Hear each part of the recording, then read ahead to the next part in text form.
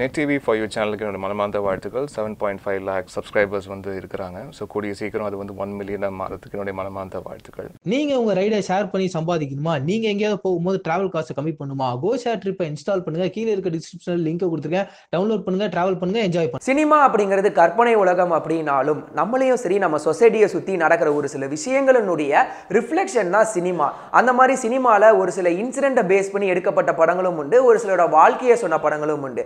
But என்னைக்கு ஒரு சினிமாவில் நடந்த மாதிரியான இன்சிடென்ட் அப்படியே ரியாலிட்டியாக வந்து ரீக்ரியேட் ஆகுதோ ரியல் லைஃப்பில், அந்த இடத்துல தான் கொஞ்சம் மர்மமாகவே இருக்கும். அந்த மாதிரி இவருடைய நடிப்பில் வெளிவந்த ஒரு சில படங்களில் நடந்த மாதிரியான இன்சிடென்ட் அதுக்கப்புறம் கொஞ்ச நாள் கழிச்சு அப்படியே ரியாலிட்டியாக அப்படி வந்து ரியல் லைஃப்பில் ரீக்ரியேட் ஆயிருக்கு. ஸோ அந்த ஸ்டார் யாரு, அது என்ன மாதிரியான படங்கள் அப்படிங்கிறத இந்த வீடியோவில் பார்க்க போகிறோம். அந்த ஸ்டாரினுடைய பெயர் கமலஹாசன். அதில் ஃபர்ஸ்ட் படம் வந்து சிவப்பு ரோஜாக்கள். நம்ம கமல் சார் நடிச்சிருப்பாரு.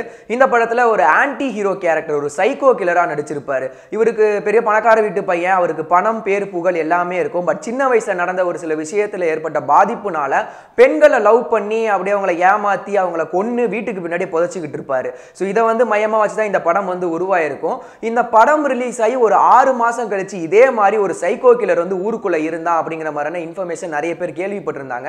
ஸோ அவனும் இதே மாதிரி பெண்களை வந்து லவ் பண்ணி அவங்களை அப்படியே ஏமாத்தி கொன்னு புதைச்சிக்கிட்டு இருந்தான் அப்படின்னு சொல்லியிருந்தாங்க. ஒருவேளை இந்த படத்தை பார்த்து இன்ஸ்பயர் ஆகி தான் அந்த சைக்கோ கில்லர் அப்படி ஆனானா, இல்ல உண்மையிலுமே மென்டல் டிசார்டர்னால அப்படி ஆனானா அப்படிங்கிறது இன்னைய வரைக்குமே ஒரு மர்மமா தான் இருக்கு. இன்னைக்கு வரைக்குமே நம்ம கமல் சாரோட மாஸ்டர் பீஸ் என்ன அப்படின்னு கேட்டா எல்லாரும் சொல்ற படம் வந்து தேவர் மகன் தான். ஏன்னா தேனி மாவட்டத்தில் இருக்கிற கேஸ்ட்டை பத்தி ரொம்ப ஆழமா பேசின படம்.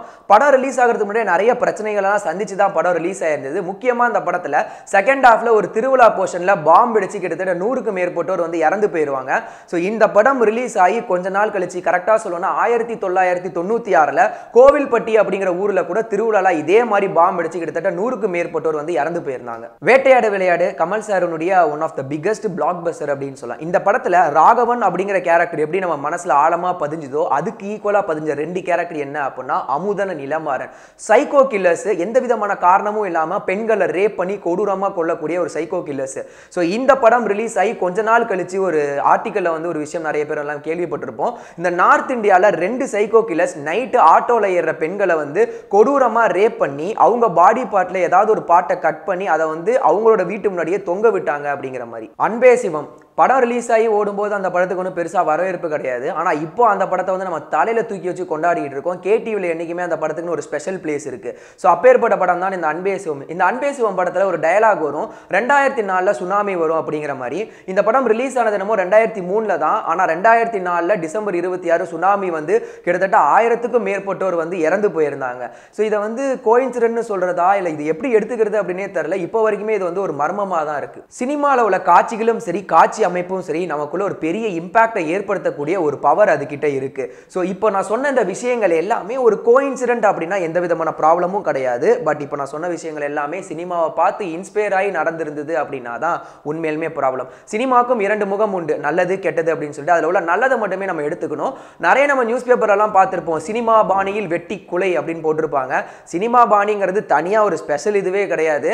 நம்மளையும் சரி நம்ம சொசைட்டியை சுற்றி நடக்கிற இன்சிடென்ட்டோட ரிஃப்ளெக்ஷன் தான் சினிமா. ஸோ இந்த மாதிரி சினிமாவில் நடந்த மாதிரியான விஷயம் ரியாலிட்டியாக அப்படியே ரீக்ரியேட் ஆயிருக்கும்ல, அந்த மாதிரி ஏதாவது விஷயம் உங்களுக்கு தெரிஞ்சிருந்தது அப்படின்னா அதை மறக்காம கீழே உள்ள கமெண்ட் செக்ஷனில் கமெண்ட் பண்ணுங்க. இந்த மாதிரியான சினிமா அப்டேட், இந்த மாதிரியான சினிமா நியூஸை பற்றி நீங்கள் தொடர்ந்து தெரிஞ்சுக்கணும்னு நினச்சிங்கன்னா சேனலை சப்ஸ்கிரைப் பண்ணிட்டு அப்படியே பெல் ஐக்கானை கிளிக் பண்ணுங்க. அண்ட் எங்களுக்கு netiv5.com சொல்லிட்டு அஃபீஷியல் ஒரு வெப்சைட் இருக்குது. அந்த வெப்சைட்டுக்கான லிங்கை கீழே உள்ள டிஸ்கிரிப்ஷன் ஆஸ் வெல் இந்த ஃபர்ஸ்ட் கமெண்ட் பாக்ஸில் நான் பேஸ்ட் பண்ணுறேன். இன்ஸ்டன்ட்டாக நீங்கள் சினிமா அப்டேட் எல்லாமே தெரிஞ்சுக்கலாம்.